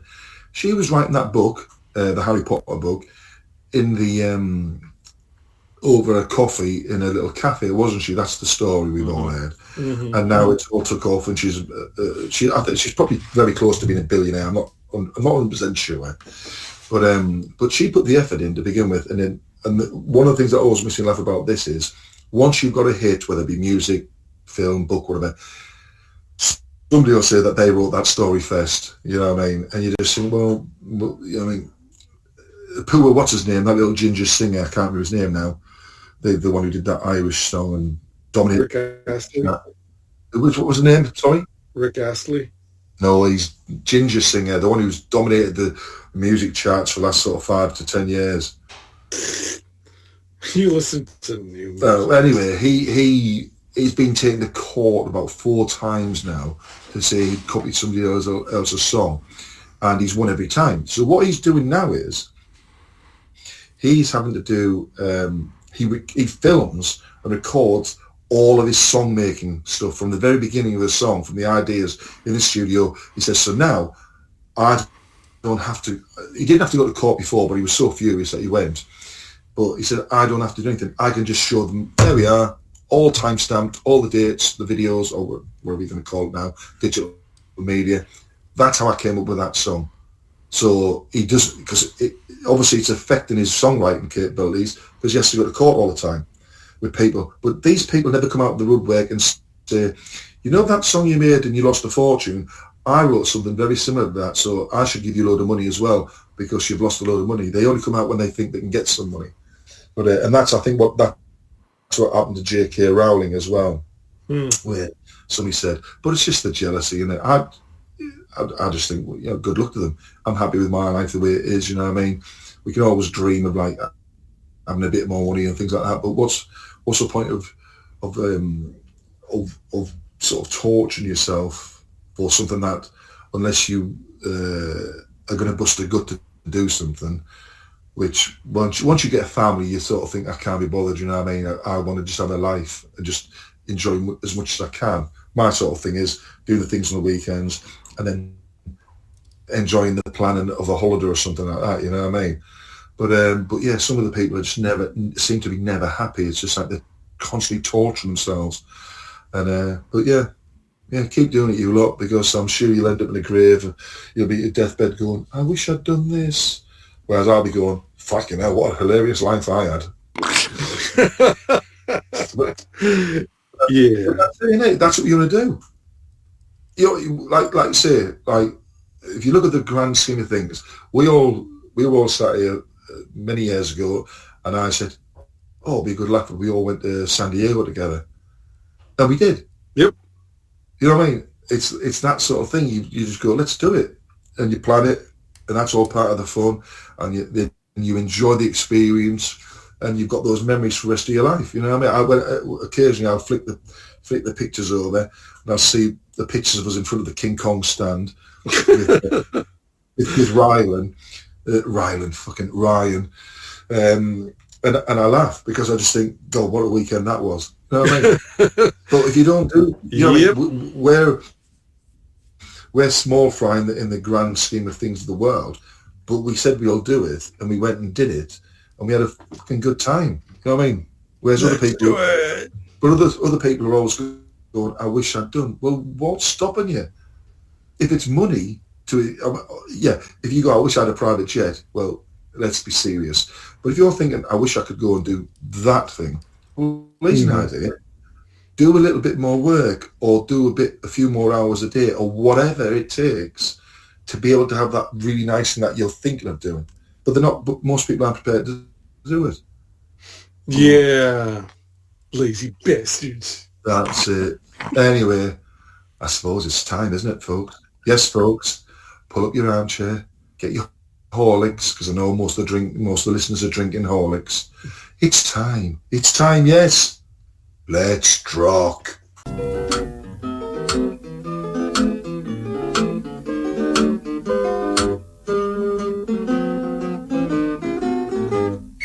Pew, pew, Barney McGrew, Cuthbert, Dibble, Grub. Okay, we have Prog 2452, Judge Anderson cover by Michael Dowling, which is, I don't know if it's a great cover, but I actually like Mike Dowling's artwork. He's doing a lot for DC at the moment, and I like his style. He did some Devil and Wah stuff in the past, but he's an artist I really like, and I do like the cover, but I don't know if it's I do like the cover art, but I don't know if it's really cover material. I'll tell you what I like it, right? There's not enough, too many links, sorry. I love the angle of it. The hair is brilliant. The problem for me is because the mist is green, it doesn't let the image pop out enough. I'm thinking if she was further up the page so her hair was just underneath the blackness of the 2000 and just touching the whiteness of that bubbly effect, it might have popped a bit more. I think the green merged, and I know this is all part of the mist, but for a cover, if that mist had been a slightly different colour, like a red or something like that, it would have popped a lot more. But it's a fantastic. I love the image of her from that angle. What do you think, Rossy? I like it. It tells the Prog. It tells you Anderson's back. It's quite good. All right, on the inside, Helium's coming back. Hooray! Let's do Judge Dredd to the sea. Excellent. Yeah, look at that. Glories. Judge Dredd and To the Sea Return, Part 3. Rob Williams, Henry Flint, and Annie Parkhouse. The 10-member team, led by Dredd, headed to Sector House 108, and when they stopped to take stock of the situation, a mutant kid called Enoch, I wonder what his surname is, suddenly appears. Weapons are drawn in an instant, but Judge Hurst from the Sector House goes and calms the itchy trigger fingers as the kid is known and okay. Meanwhile, Cassandra chats to the Oik, and at the same time, Hurst tells Dredd that the citizens are all down by the docks for the flensing. Dredd orders 4 red-shirted judges to go and bring the 6 back for interrogation by Hurst and their teams at the Sector House. Enoch tells Anderson that the Black Worms will be stopping her using her psi ability because they're already inside her. And by now, the 4 judges have encountered the citizens, and it's not looking good as they shepherd them to a cliff edge straight away, and the push Judge Nakua over the edge. Death to the bald-headed judges. Oh my God. I absolutely love this. I love the artwork. I love the colors, all the panel layouts. It's to me, it's probably Rob Williams' best, and it does have a hint of folk horror, even though it's not a folk. It's set in the future. So it's really genuinely creepy and good at the same time. And I think all the people that are being brainwashed by the worms, they're all CNN and MSNBC watchers, and they're pushing all the Trumpers over the edge. There you go. Yeah, brilliant stuff. Great stuff. Love it. It's absolute. Yeah, that's absolutely what that's going on there. Because they're brainwashed. What did you think, John? I'm gonna have to. My voice, for whatever reason, is going to hell, so I'm going to be terse this time. Yeah, shockingly, I loved it. The artwork, there's nothing wrong. The artwork is great. A lot went into it. plot twist you didn't see coming, where it's like that. What's the name that they did with Christopher Lee and Nick Cage remade it? Renfield.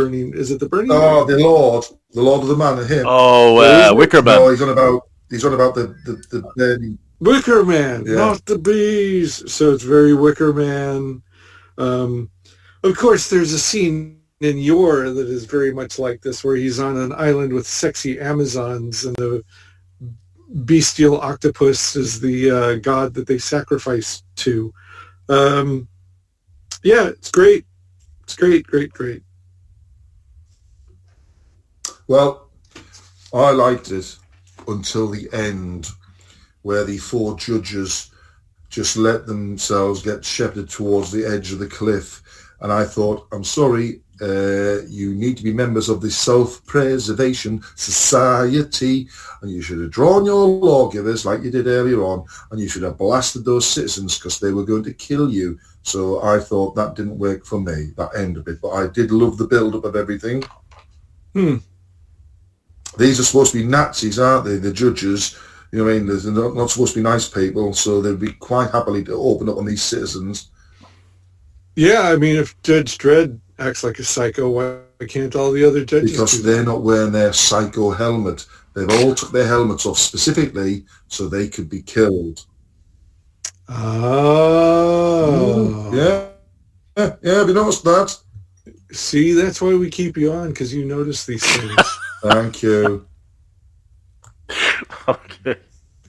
Oh, good grief. Where's the title of this one? Disappeared. Red Dragon Part 2. On the 4th page. Yeah. Red Dragon Part 2. Rob Williams, Steve Yowell, Patrick Goddard. Colours by Dylan Teague and letters by Simon Boland. Martin explains to the 2 lasses in the car what happened to the super people as they weren't born when it all kicked off. Basically, some did a press conference and then they vanished with some thinking that the CIA offered them. That was Mr. Ross. As they said that the USA didn't exist anymore and that they were taking guardianship of the planet. They drive on in the pouring rain. Well, it is Wales, stopping to stroke a cow's mouth from behind a gate, which means its neck must have stretched like Captain Mr. Fantastic of the Fantastic Four.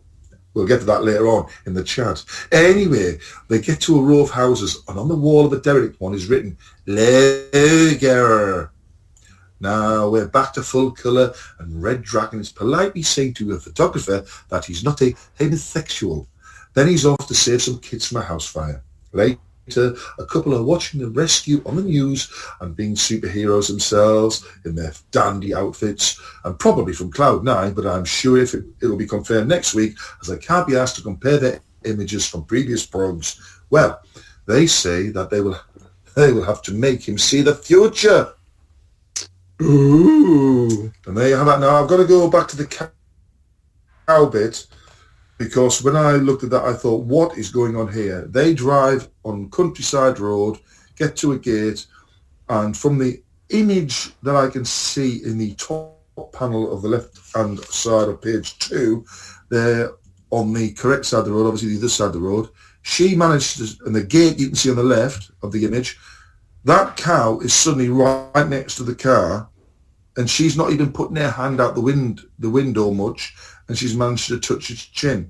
And then on the next image, the cow's in the field again, and they're driven off. I'm thinking, how on earth did that happen? That's the thing. That's the biggest bugbear I have of this whole strip today. 3 sequences of images. Well, the window isn't rolled down. She's not touching the chin. She's pointing to it with her thumb, which could have been done a little bit better. Well, you see, you and your angles. Yeah. What do you tell me? It shouldn't be touching. Yeah, you're right. Tangents. You know, there was a poster that that's it, not angles, tangents. Have you seen the poster that Greg Staples has done, or the comic book cover that Greg Staples has done for Mark Miller's new book? It's of a big dragon. On top I have seen it. It reminds me of Q the Winged Serpent, that movie poster cover from the 70s. But there's a tangent going on in that too. Yes. If you look at the top right-hand corner, the helicopter is touching the dragon. So, and the funny thing is, Greg said that Mark Miller had this idea since he was 13 years old, and he pitched it to DC. And I'm like, dude, that idea was done in Frank Frazetta's Illustrated. Remember? I don't know if you remember, Rossy. Remember that magazine, Frank Frazetta Illustrated? I think they only did 4 issues back in They had a story in there drawn by Alec Horley, who was a Bisley clone at the time. He's way better than that, but he was a Bisley clone at that time. And he had this warrior escaping from this fantasy world into the real world. And the fantasy guys followed him on horseback, and they have an encounter with the police in New York. So that was their fantasy land invading the real world. And Mark Miller's done the same thing. Now, there's no way in heck that Mark Miller did not see that Frank Frazetta Illustrated magazine from way back. There's no way he didn't see it and said, well, that's a good idea. I mean, there's no such thing as new ideas. They're just old ideas dressed up new. But, I mean, don't make up stuff that you created when you were 13. Because you would have done it way before. When you were developing your own properties and you had a childhood character that you created, you wouldn't have done Kick-Ass. You wouldn't have done, what's the one where they're like James Bond? The kids are like James Bond. You wouldn't have done that. You wouldn't have done all the other Nemesis. You would have actually done that story early in your career if that was one of your childhood things. So I call kind of poo-poo on that one. It's like Eric Larson. He created a Savage Dragon, but the Savage Dragon was a character that he created when he was a kid. So he did it right away when he did Image. So there's no way you hold on to an idea that good for that long without doing it. Anyway, what are you going to say, John? Okay, so what did you say about the helicopter? The helicopter's touching. The helicopter's touching the dragon.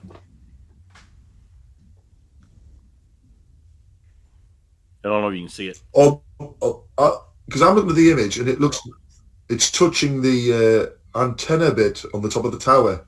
Yeah, the rotor blade. It's a tangent. Yeah, that's it. It's a tangent onto the. Yeah.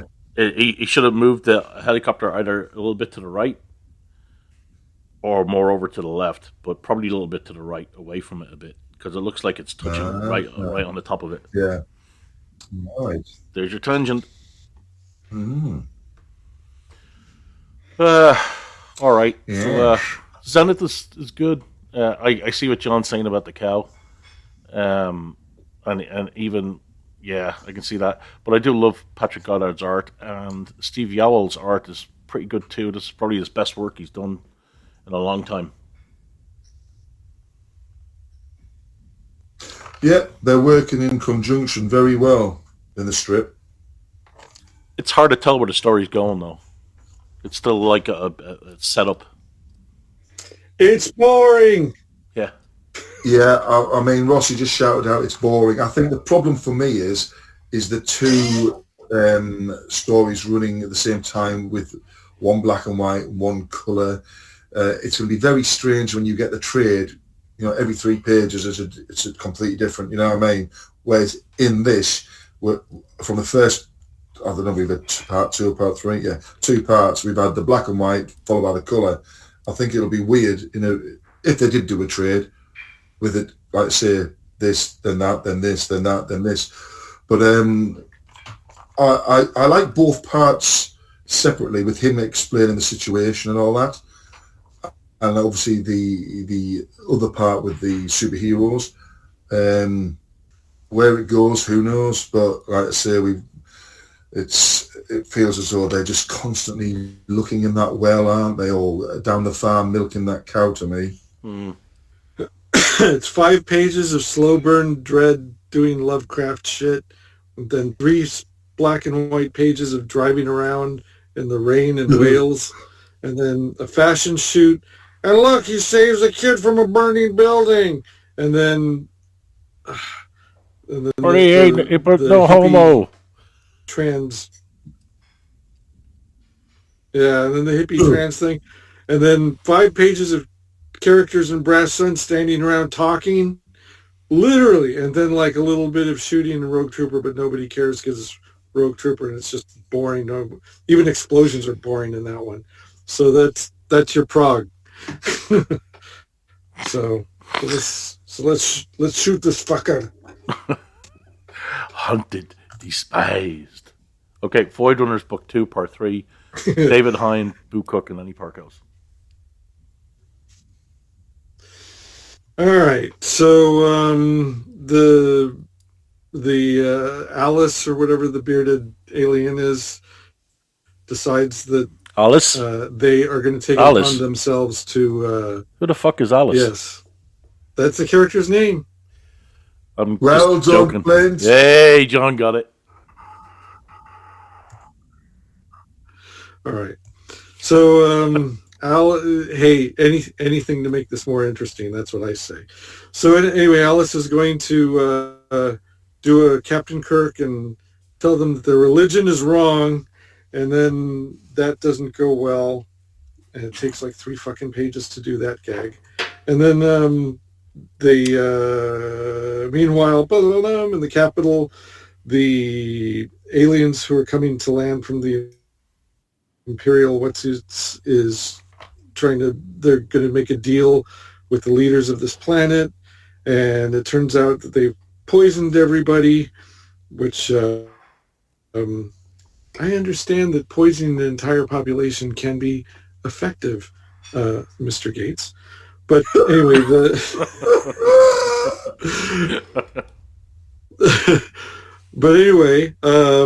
they're all poisoned and dying, and so they are coerced into signing this bad trade agreement with the Trade Federation. And God, he's putting all the quips in, aren't you? Yeah. All the accents all spot on. What happened here? So one of the aliens over at the space bong dies, and the priest blames it on the god. The boogie. Huh? You said the priest blames it on and I went the boogie. Yeah, the boogie god. Don't blame it on the boogie. Song. Oh, yeah, yeah. Fucking hell. We're trying to get loads of funny quips in, and you've ruined it now. I'm just trying to get through it, man. Well, I'm no glad, distractions. I'm glad you read it, Rossy, because I didn't. I'm sure I don't blame you. I'm even 10 years later, I'm still the last one to join on a permanent basis, so I still get all the shit jobs. So here we are. The thing is, that's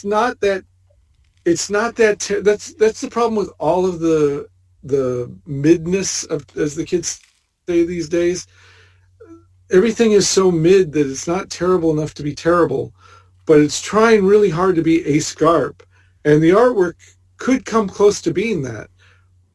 But the story is just like, I don't care, and so it doesn't move fast enough to... A-scarp was like something to look at in every single panel, and even though it played itself, that 20-part thing at the end, last story that they did played itself out before it was over. But man, this is rough. What did you think, John? I do like the artwork. I love the... I would say I do like the artwork. I love the colouring. The problem for me was, I think you both said, it's a little bit slow again. And the problem for the sort of like the jokey antidote sequence at the end, we've seen that before in numerous other things, or variations of it. So it was nothing new. And with 2000 AD, they always brag that it's new stuff. They don't rehash. Well, this to me is a rehash of many other stuff. We'll see where the elongation of the story goes around this scene. But to me, it was like, that one, yeah, okay then. But I love the artwork. And my favourite bit at the end was where the final actual speech bubble was, something tells me we're going to get the blame for this. That is basically life, isn't it? Yeah. Well, like you were saying, John, when part of the problem is that it's trying so hard to be funny that when a humor strip isn't particularly funny, that can be death. But like with A-scarp, it wasn't like, not all of the jokes landed, but there were like dozens of them in each installment. And part of that was the artist just putting weird shit in there. So even though it wasn't like laugh out loud, haha, funny, it was interesting. And you were like looking at all the stuff going on in the background, and it was very fast moving. So you didn't, even when it didn't completely work, you didn't really feel it. But this is like, the story is a lot of stuff you've seen before. None of the main ragtag rogue crew is they're not endearing to me. A lot of it's trying to be like Firefly meets Eight Scar meets current year, non-binary gender stuff. And even if it isn't, it's like, well, it's an alien. It's like, please don't pretend I'm stupid, and I won't pretend you're stupid. So, and none of that's like, I'm reading it because it's it's in the anthology, and I like to read the comic cover to cover. So, all right. Well, I've got to say, at least we did see a flaccid tallywhacker in the final page, the bottom inset on the left. Oh yes. Well, let me use my iPad and make that like full page. Just as the postman looks through the letterbox and sees it. Yes. Well, it looks more like a beak down there, but okay. All right. Brass Sun, Part 3, Ian Edgerton, Ian J. Colbert, Simon Boland. We'll move on from the tallywhackers. Oh, I don't know. That might be a selling point. All right. So Brass Sun, Pavan.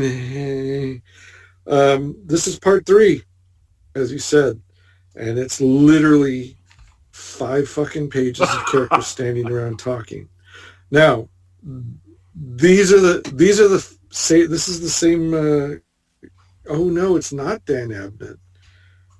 Oh, well, kudos to the artist, because the artist makes 5 pages of characters standing around talking about as visually interesting as that can be, and it's kind of necessary because there was so much that went on in the original run of Brass Sun that they have to bring you up to date on. And God bless them, they're not letting it just go like, hey, go ahead and buy the trade for the first one and reread it and get back to us when you're caught up. They're not doing that. They're treating you like you're a new reader, or that you haven't forgot, or you haven't remembered everything that went on before. So here we are. So Septimus is talking to his new girlfriend about how he's concerned about the sun going out, and the little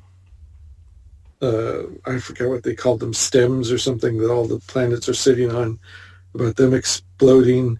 And then the girlfriend says, hey, your ex Ren was spotted escaping from this planet with that really boring ass shootout from the last installment where they just point weapons and things explode. And then she's planning to be there for him. No, that's not it at all. Anyway, I guess she's like, okay, you're over her. Let's go get her. There you go.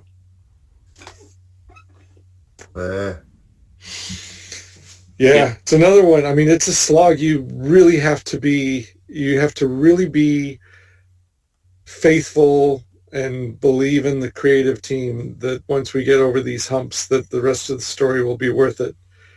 And my impression of the original run of Brass Sun was that we didn't like it, and that's another one that really aggressively overplayed itself and just was grinding its gears, so to speak, which, they got those characters with those big gear hats. Haha.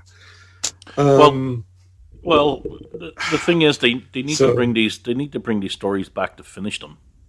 I mean, there's nothing worse than getting a reader's invested in something, and then the character doesn't, or the story doesn't appear again for another 30 years, or it doesn't appear again at all. I mean, how many Right. stories now does 2000 have that they never finished? Yeah, and that So would so when they not to collect be a it, so when they conspiracy collect, theorist. so when they collect it as a trade, it's like it's incomplete. Why would you buy it? Why would you bother? Right. If I were a conspiracy theorist, I would say that, as I've said before, I don't know if this is going to survive past the 50th anniversary, whenever that is. And but it would make sense, as you said, to finish all of these stories. So even if they don't keep doing a brand new weekly issue every week, they could just fall back on printing trade paperbacks of all their older material. And then they would have complete stories to sell. Well, you build up a library of IP. I mean, it's like when I talk about Rob Liefeld and Mark Miller, that's what they did. They built up their own library of IP, so that becomes valuable. So that way they can, like when Netflix saw what Mark Miller was doing, he had the hit movie Kick Ass, and they went, interesting. Then you had that Gentleman movie, the Bond one. I can't remember the something man. What's it called? Oh God. Oh yeah, that Gentleman thing. Yeah.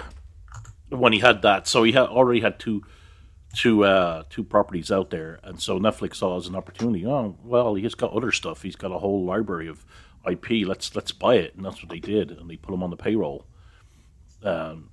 So the same with Rob Liefeld in a sense that he's got Youngblood, he's got that property, and he's got other properties that he has that he's built up his own IP, built up his own library. So when they come knocking, he can do deals. So that's what I think you have to do. You have to have complete stories, complete, characters that you can then probably sell. You don't create the characters to make movies. You create the characters because they're fun and you want to do it. But if a studio comes knocking on your door, at least you have something for them. Mm-hmm.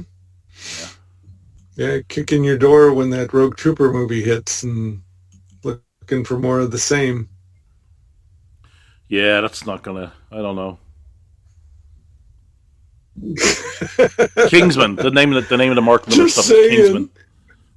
Kingsman. Kings, yes. Yeah, but this like you've seen where they came out with the 2000 hardbacks from Hachette, and they have stories that they reprinted in there that never finished, never ended. At least you can say with Rennie went back and finished off Cabalistics, and he also finished off the one with the grumpy detective Absalom. At least he went back and did that. But there's lots of stories that 2000 AD haven't finished off that they should if they want to have complete IPs.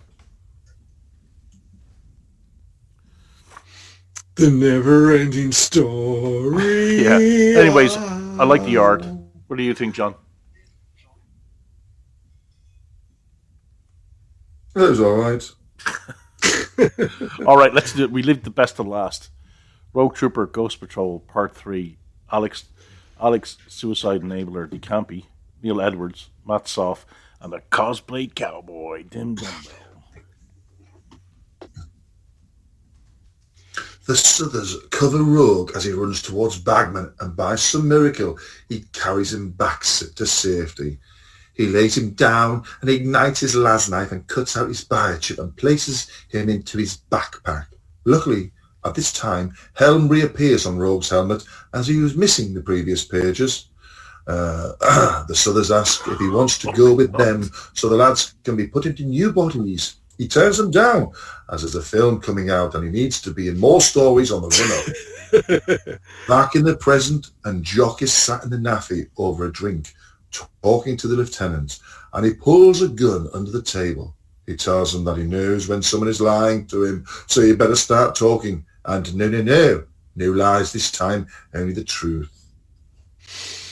Yeah, that spot about no biochip in his helmet. I mean, those biochips, when you see them on page 3, they're completely different than his art style, than Neil Edwards. So he must have taken those from They look like previous. They look like mix and match. Like he got them from a different prog and decided to paste them in there, but he forgot to paste them in on page 2 and on page 1 because they look out of place. Mm-hmm. Yes. Yes. Do you like that they had 'Cause tchotchkes? when this happened, hold on. I'm taking the... Hold on. Do you like that they have on the penulti loop page that they give a little trinkets, little tchotchkes with Rogue Trooper's helmet? Like that would really happen in the military. Oh, yeah. Mm. Well, maybe they just laser printed it with a laser gun. Yeah, something that's supposedly from a group, from a person who's a traitor.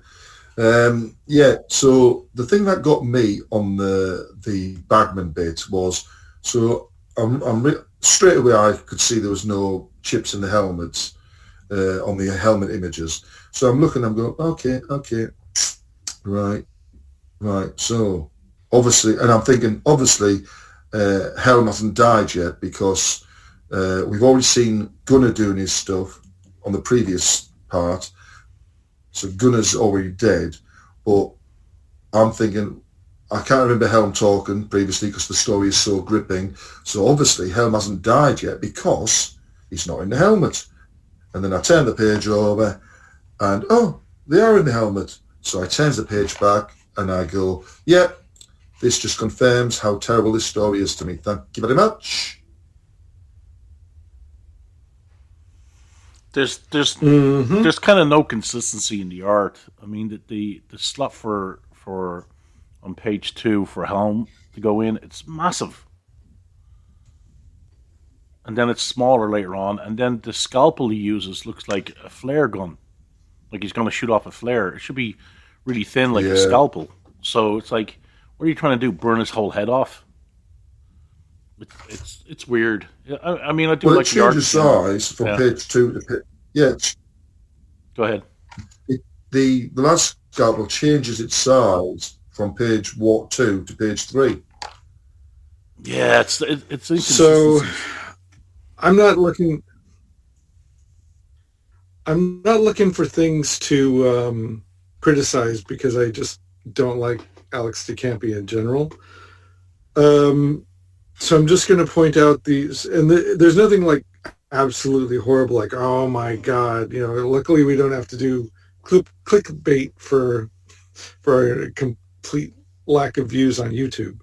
But having said that, the opening action bit is a retelling of an origin story that's been retold many times in 2000 AD, and it's 40, almost 50 years old now.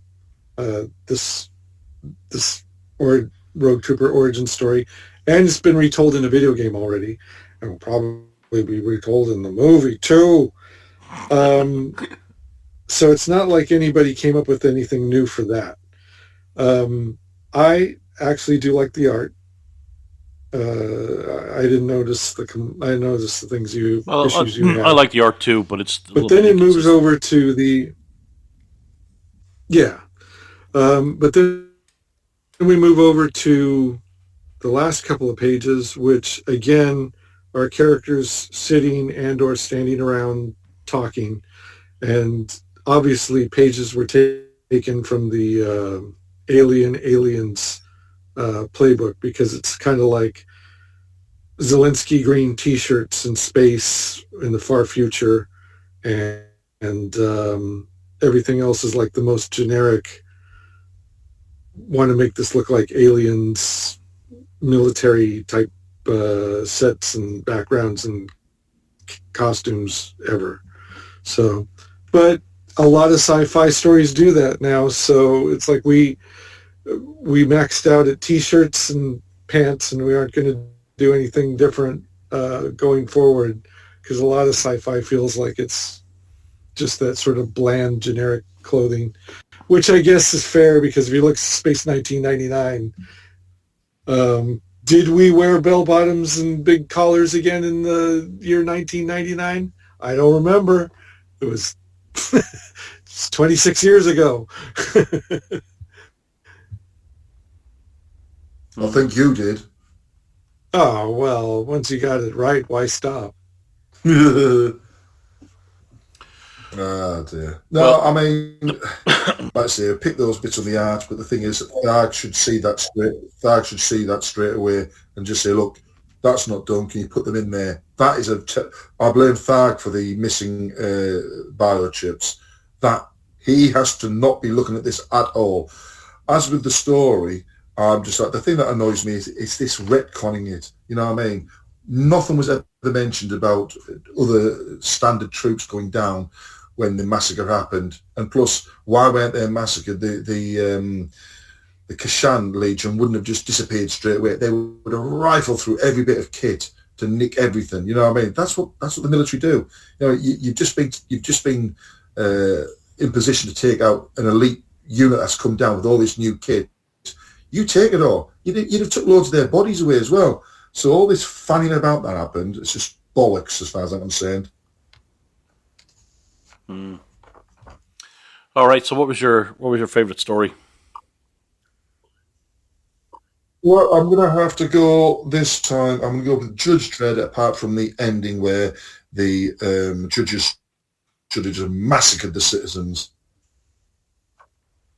And what about you, Rossy?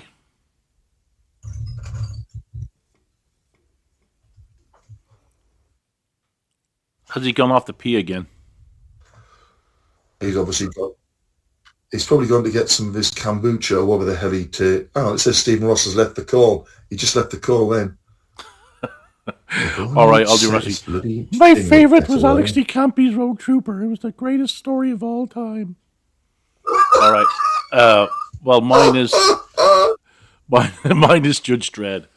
So I'll go with Dredd for this one. So, you anything to say before we hit the road, John?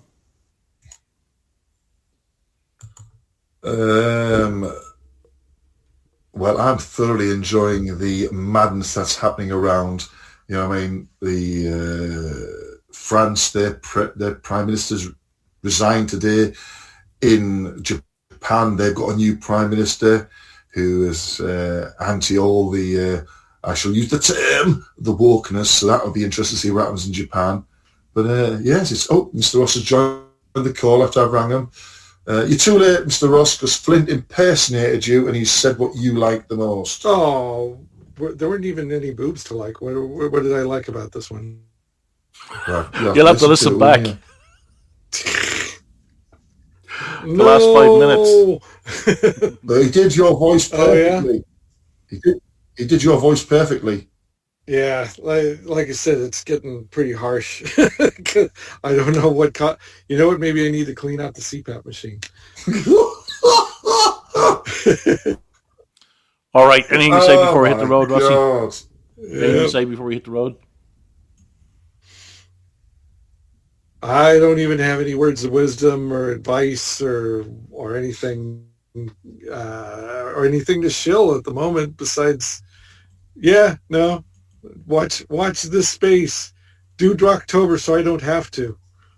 All right. Well, we did. That's every year. All right.